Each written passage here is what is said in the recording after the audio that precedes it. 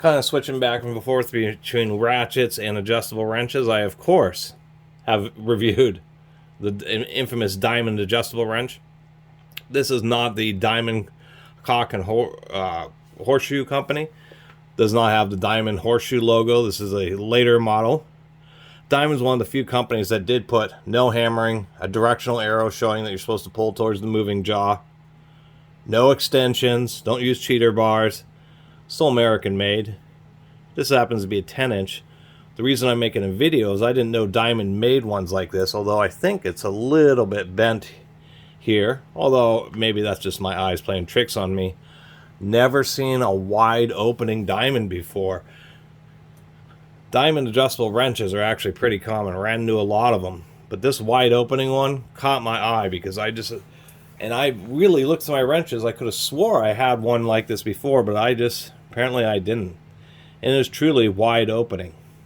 If we open this jaw all the way up, this is a lowly 10-inch adjustable wrench. I mean, this jaw is wide. This is a 10-inch adjustable wrench that you can put on fasteners, way too big for it to be working with. If we take a look, that's 1 3/8 inches.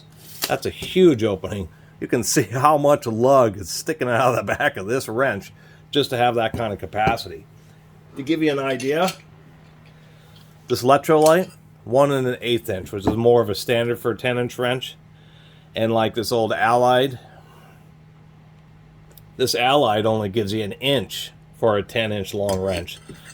The 1 1/8 inch capacity, or 1 3/8, is more along the lines of a 12-inch wrench. So it's basically giving you the capacity of the next size up wrench.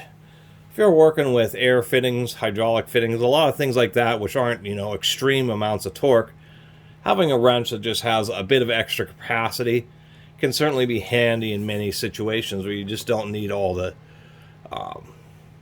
load capacity of a much larger wrench, so you can have a smaller wrench and just have it do a greater variety of work. Of course, it is a diamond, so we can see nice buttress threads. Apparently this was a shop wrench before whoever donated it. Of course, it's painted green. This one's seen a fair amount of use, but the jaws are pretty good. I had in one of my videos somebody who apparently worked for Diamond Tools, and what they were saying is that Diamond had higher proof tests of their adjustable wrenches than even Crescent. And apparently in his comment that the Diamond adjustable wrenches were some of the best made, some of the strongest for a given size class that was out there. Of course, I'd have to test and break a bunch myself, but I tend to believe them. Diamond wrenches are pretty darn nice. And I really like this kind of specialty wide opening class of wrenches. Even this one that's been pretty used, pretty tight jaw when it's in the closed position.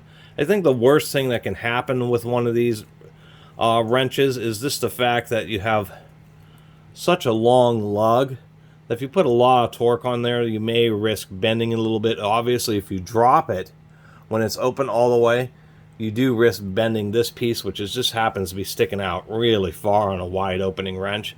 But nonetheless, the jaw is still pretty darn tight, even in its all the way extended position. Other than that, broaching's pretty well centered. Has to do both with the broaching as well as the grinding on each side of the wrench.